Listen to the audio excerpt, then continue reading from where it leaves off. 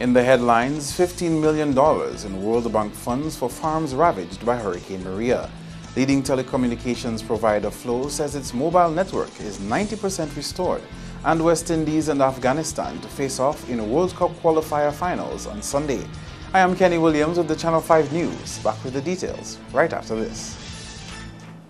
Rudolph Thomas Enterprise in Portsmouth, your suppliers of building materials and hardware products. Over 20 years experience in the business. Rudolph Thomas has lumber and plywood, galvanized and fence pipe. Check out Rudolph Thomas for ceramic and vinyl floor and wall tiles, nails, nuts and bolts, paint and painting supplies. And check out their line of electrical and hand tools. Go now to Rudolph Thomas on 1240 Bay Street in Portsmouth.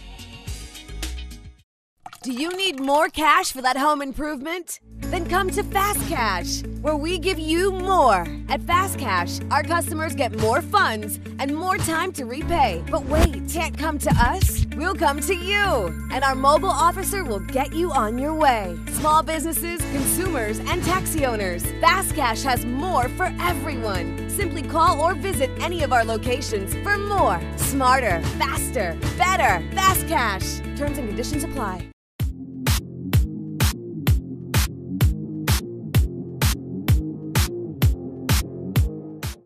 Welcome back.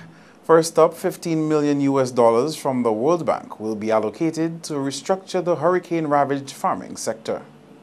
The word from Agriculture Minister Johnson Drago, who said that the funds will complement the state's intervention at injecting funds in the industry for its recovery. We are approving rapidly the $15 million US agreement with the World Bank. That's an additional $15 million US for restructuring the farming sector of Dominica. In this $15 million US, we'll be looking at the overall infrastructure within the sector, rebuilding the farm, the stations in the 7 zones, and so on. All of the infrastructure, the gardens, the forestry division. The World Bank funds will also be used to develop commercial farming. Government is preparing to employ new talent within the ministry to assist us in focusing on commercial agriculture, especially agriculture for export.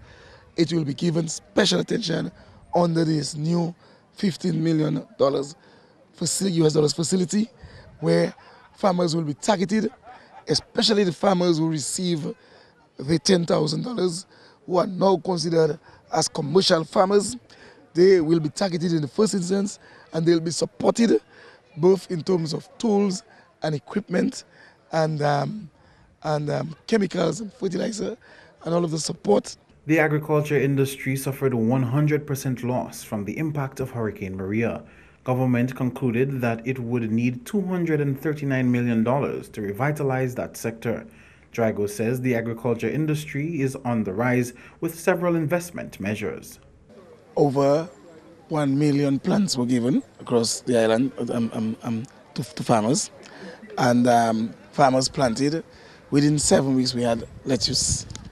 It was exciting to see all of the makeshift stalls across Roseau. So even while Roseau was being cleaned, persons were selling fruits in the city. We embarked on the $18 million payment to the farmers.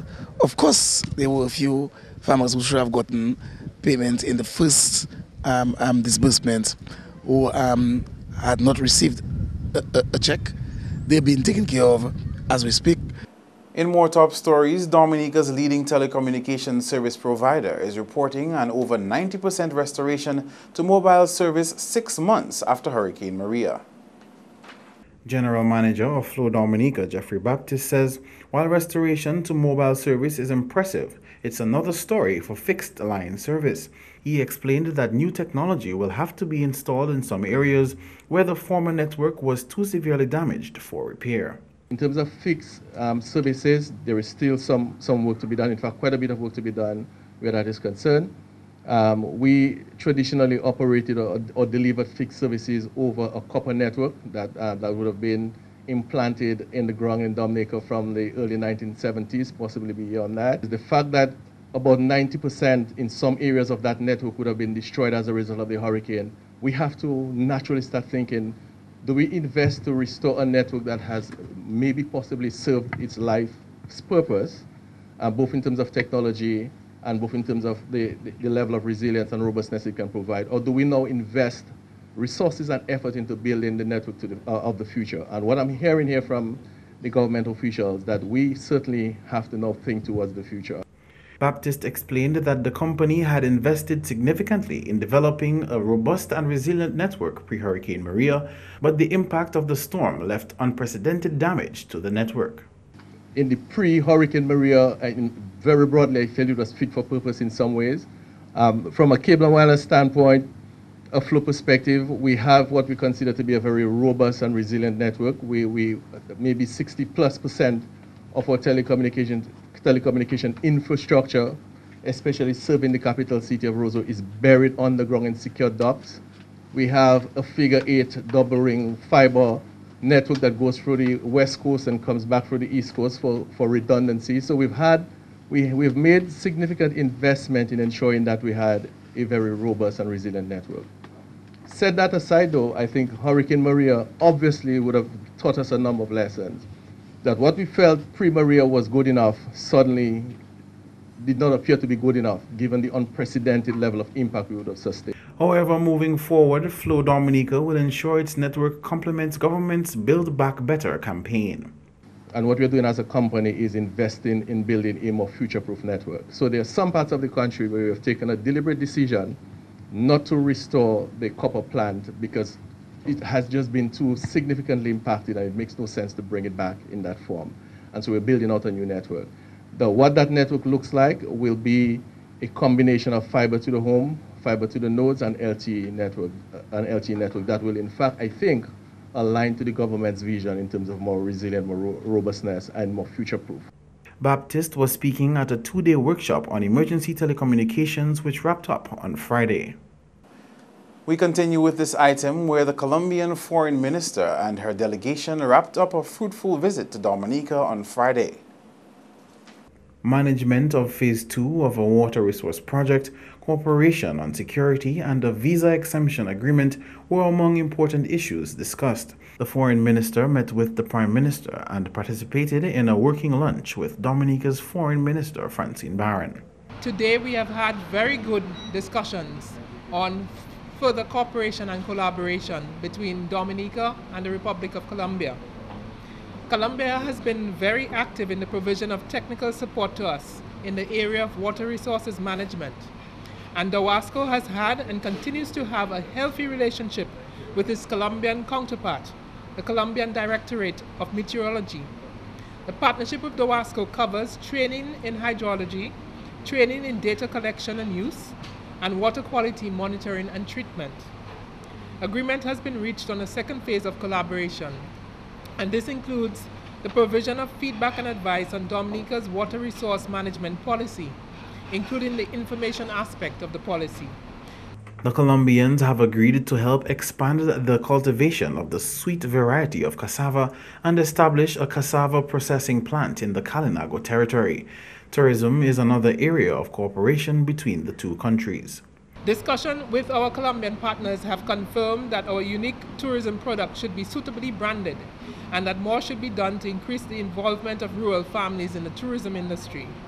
In this regard, support from the Colombian Tourism Agency, ProColombia, has been sought, and its director, Enrique Stella Batti, is here with us today, and he has shared some very good ideas about how we can work with improving our product. Dominica will also receive training to beef up its security apparatus. Security is important for Dominica, but it's important for Colombia. We know very well that all the fight against criminal organization and narco-traffic, we have to do it together. Any country can do it alone, and this is what we learned in Colombia for many years of suffered that. So we want to share this experience. We want to help Dominica to strengthen all their institutions for this, make this battle against the criminal organizations. And And just the last one, but I think is the most, one of the most important thing is what about culture, how we can help in your Creole festival. Colombia has also pledged to assist the fishing community of Soufriere Post Maria with 2 fishing boats and technical support. Next up, the Eastern Caribbean Central Bank has committed to helping social security systems in the Eastern Caribbean Currency Union to make sure the future of pensioners is secure. Earlier this month, Dominica was represented at a forum at ECCB headquarters on investment policy. That forum was held under the theme Protecting and Growing the Investment Portfolio. Part of the goal was to develop a plan to help mitigate risk, ensure safety of funds, and grow investment portfolios. Having been established in the 1970s and 1980s, our various systems are now exhibiting signs of maturity. And of course, those are exacerbated by our demographics. People are living longer. And therefore that has implications, as you well know, for our social security systems. That therefore brings to the fore the need for reforms, key parametric reforms. I'm pleased to see that some of you have in fact begun to take on those reforms. As we speak, retirement ages have moved in several countries, and in some of our countries they are now as high as 65. Others are working towards 65. They're at 62, 63, 64. There is a plan. But I also recognize that there are a few of us, countries, that have not yet moved in that direction. And there is an heightened urgency at this time to do so, lest we find ourselves having to undertake very drastic reforms to catch up and to ensure the sustainability of the funds. The ECCB governor said it was important that Social Security and the ECCB work together to ensure the economic viability of the region. Social Security plays a critical role in the ECCU and the region's $19 billion economy. This is the Channel 5 News. Dwindling funds to fight the HIV/AIDS and other STIs. That and more coming up. The producer of Designed Galvanize and Galvalume in Dominica. They design to your specifications, color and length. 4 styles of Galvanize and Galvalume pre-painted roofing sheets as requested, and supply all your Galvalume accessories. M&J Covering helps you control spending and reduce. There are signs everywhere. Pay attention whether you're male or female. Visit your health center to get screened. It's a preliminary test to determine if you are exposed to the HIV virus, an STI, or tuberculosis. Some people who are HIV positive also have tuberculosis. But there's hope. Tuberculosis can be cured. And yes, you can live a full life with HIV. Talk to your doctor. Be responsible. Help stop the spread of TB, HIV. Encourage everyone to get tested.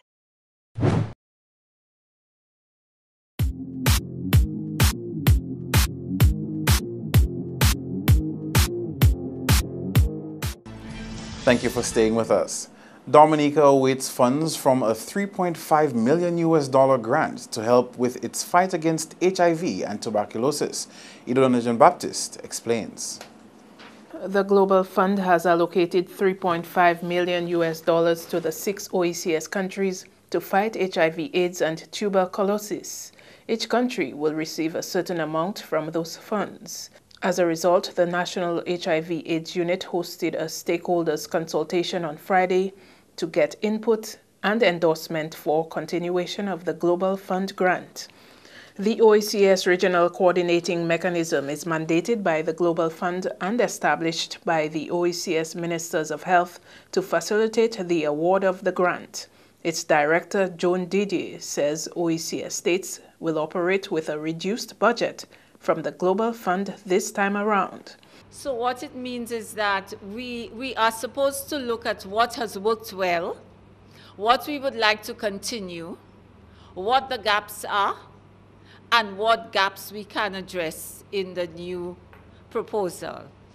The amount of money has been reduced. We got in the current grant $5 million approximately, and in this grant we are to get $3.5 million. So the Global Fund is systematically reducing how much money it's giving us. but we live in the region and we know we need that money. It's not everything you say that is going to be in the grant. The grant is only $3.5 million to be divided by 6 countries. Plus it has to pay the PR for administering the grant. There is an opportunity for the OECS Regional Coordinating Mechanism to seek extra funds for member countries outside of the global grant funds. The continuation grant runs for 3 years. For us to get money from the Global Fund sees HIV and TB as a priority. They think we are in a position to end HIV and end TB. So the allocation was 50% of the money would go to HIV programs and 50% would go to TB programs. But because we have a low incidence of TB in the OECS, we, meaning the OECS RCM, made a decision that we would put most of the money to HIV and we would put a smaller amount towards TB. And the TB money actually we used it to strengthen the labs. So we had to be very creative to do that. And we were hoping to do the same thing moving forward. Representatives of Minority Rights Dominica, National Youth Council, Bureau of Gender Affairs, Dominica Media and Communications Association, and health practitioners participated in the consultation. Idona John-Baptist, Channel 5 News. In other news, the Food and Agriculture Organization of the United Nations has partnered with government to help boost the agriculture sector through the development of the secure, enhanced plant nurseries. Andrea Lee has more. Following Hurricane Maria, 80 to 90% of Dominica's nurseries were damaged. Before the storm, however, the FAO had already distributed questionnaires among relevant personnel on how to improve nurseries here. Plant Production and Protection Officer with the FAO, Vijayanti Lopez, says the organization has moved ahead with information collected pre-Maria and, along with some groundwork conducted after the storm, is currently developing the way forward for the country's plant nurseries. And based on that now, we have identified what the key gaps are and what can we do to address some of those gaps. But we are not going to be addressing those gaps per se. So what we are going to be doing is preparing the standard operating procedures for nursery production, be it vegetables, be it fruit trees and so on. Some of the procedures will be standard for everything, all production, some will be specific to tree crops. The idea is at the end of the day, you produce healthy, disease-free seedlings for farmers. Because when farmers start with clean, healthy seedlings, they can anticipate good production. The manual on standard operating procedures is expected to be ready and delivered to Dominica by June. Subsequent to that, a nursery consultant will visit the island to conduct trainings. Lopez says due to Hurricane Maria, the scope of the nursery project has been expanded. We hope to get at least the first draft of the manual by June or so, and once we get back comments and so on, we will finalize it, and then he will come in July for about a week, do some training on how to use those standard operating procedures. Apart from this manual and standard operating procedures, we are also assisting the government in refurbishing one of the nurseries that was badly damaged in Hurricane Maria. Initially, the idea was that we would have upgraded one of the existing nurseries to bring it in line with the standard operating procedures. But the situation as it is right now, we can't do that. What we have to do is refurbish what is the existing nursery to at least make sure that it is in keeping with some of the standard operating procedures. This project, geared at enhancing Dominica's institutional capacities through the provision of agricultural services, is expected to end in early 2019. Andrea Louis, Channel 5 News. And proprietor of M&J Covering, David Elise, says he is confident that if he can secure funding for raw materials, he can supply the local market with quality roofing materials. Elise says sourcing the funds has proved challenging, and there does not seem to be much confidence in the ability of local manufacturers to rise to the challenges post-Maria. Many of the top government officials are on the air and saying that our local producers cannot produce for the country. None of the other government officials have never even asked me a question, can you produce, or how can we assist you in producing? I have made offers to be able to help the country in terms of providing all that I needed was the raw materials, and I could produce. Assistance have been given to other companies to come and establish in the country. And I've been there suffering, helping Dominicans for 10 years. And no assistance, no regards has been given to me. Elise says he applied to Aid Bank for a loan, but the list of conditions made it almost impossible, as the documents they are requesting can only be found at the bottom of the Indian River. His establishment at 1 mile was ravaged by the river, leaving only the machinery standing. Elise says in spite of the challenges, M&J Covering has been able to meet local market demands. He has a warning for homeowners who he believes are buying inferior roofing materials from the French neighbors. I went to school in the French countries. I've got all my education in the French countries, and I know the French people, how they work. There are millions of dollars that have been leaving our Dominican shores and going to Guadeloupe and to Martinique and buying the same product that I can produce in Dominica. And I can guarantee you that I have a better product than what they're selling for you in Guadeloupe. I have my certificate of meal to prove the quality. And I have sent a copy to the Bureau of Standards, but they have not responded to me in regards of the quality of my product. They are selling to you what they would not use in Guadeloupe. And I know all of the manufacturers in Guadeloupe. I know all of the plants and all of them today because I used to work for them. I got training under them, so I know how they operate. And Dominica has now become a dumping site for galvanized shippings from Guadeloupe and Martinique. Elise says part of the reason for Dominicans buying inferior roofing materials is because homeowners are desperate to get rid of the tarpaulins before the start of the hurricane season. That's news, your sports highlights. Next.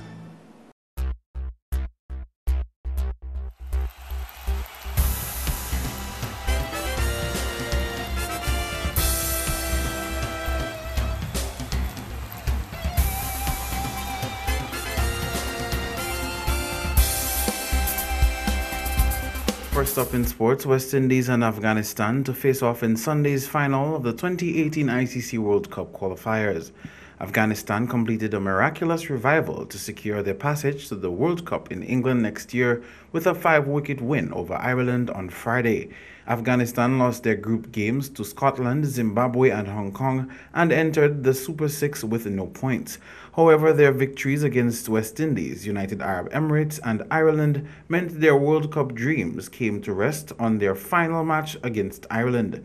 Ireland took first knock and scored 209 for 7. Paul Sterling added a solid 55 and Kevin O'Brien 41. Rashid Khan took 3 wickets for 40 runs. Chasing 210 on a slow track, Mohammad Shahzad led the way with a rapid 54, while Gulbuddin Naib chipped in with 45. Ashgar then finished things off with an unbeaten 39. Simi Singh took 3 wickets for 30 runs. As of Friday, West Indies sat at the top of the standings with 8 points. The final between West Indies and Afghanistan is scheduled for Sunday at Harare Sports Club. Next up, President of Dominica Olympic Committee says funding played a major role in athlete preparation for the 2018 Commonwealth Games carded for Gold Coast, Australia in April. The team leaves for the event next week, which runs from April 4 to 15. Dominica will be represented in track and field, boxing and cycling. So far, the athletes have been in training, their preparation has been going well, and what has been a big plus for them is that we have received funding for them from since November last year. So since November, they have been taken care of financially, and that will allow them to be totally focused on the preparation. Because when we came into office, they were always in me, they were always at me. They called me, Mr. Doctor, we need finance. We in desperate situations, especially the athletes overseas. We are monitoring them. They have been sending reports to us continuously about their preparation, about the meets that they're involved in. So we have a hands-on approach on the preparation. Dominica's contingent consists of 23 people, which include 13 athletes, 8 officials, as well as the president and the general secretary. Of the 13 athletes, 10 will compete in track and field, while 2 will take part in boxing and 1 cycling. Doktrov expressed realistic expectations, saying he is more interested in the athletes showing signs of improvement than medaling. That, he says, would be a success indicator. For the Commonwealth Games, we know that it will be a tough call on our athletes to medal, to go to the podium, but we believe that we have a few athletes who possibly could reach there. As I said, in the absence of a medal, I really want to see our athletes showing signs of progress, of progression, improvement, and that will give me a big lift, because I know that we'll be headed in the right direction. In football, the DFA Flow Nations Cup enters its semi-final round this weekend with 2 matches. The action begins on Saturday with Petro Caribe Point Michel going head-to-head with Belfast Estate Mahosaka Strikers. On Sunday, Northern Concrete and Steel Bombers will play host to Exodus Football Club. All games are scheduled for 3 p.m. at Benjamin's Park.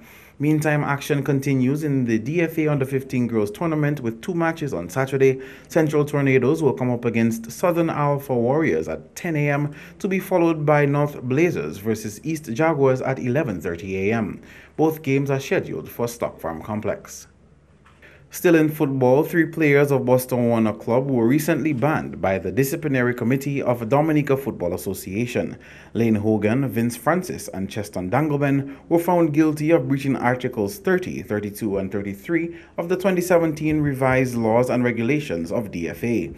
The 3 were reported by the match referee for an incident which occurred in their game against the We United Football Club on Saturday, February 3, 2018 at Casabruce Playing Field.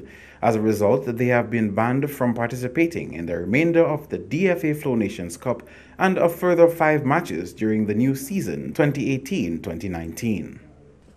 And on the local cricket scene, the Dominica Cricket Association's Intermediate League bowls off this weekend with 3 matches. At Windsor Park, Police Sports Club will come up against Reuben Bakery Christians. Over at Botanic Gardens, Summit Sports Club will go head-to-head with Foncolé. And at Jolly John, Dublin will take on the Kalinago team. All games begin at 11 a.m. on Saturday. Meantime, Public Relations Officer of DCA says the competition should have started earlier. However, the association encountered some problems earlier in the year. The Intermediate League is going to be starting this weekend, hopefully. We've had some challenges in terms of the league, really, in terms of grounds and so on. Again, because of the hurricane, it put us back. The other challenge we had is the lack of umpires. I think that was something that has affected the league in a little way. But I think for the time being, I think everything is being put in place, and that is why the Intermediate League will start this weekend. It was supposed to have been started 2 weeks ago. Meanwhile, Marino Blasters Sports Club will come up against Dublin United Stars in the Premier League at Benjamin's Park on Sunday. And St. Paul's Cricket Academy will be hoping for the win when they come up against Grand Bay Credit Union Colts the same day. Those games begin at 9:30 a.m. That's all the sporting highlights for now. Join us next time.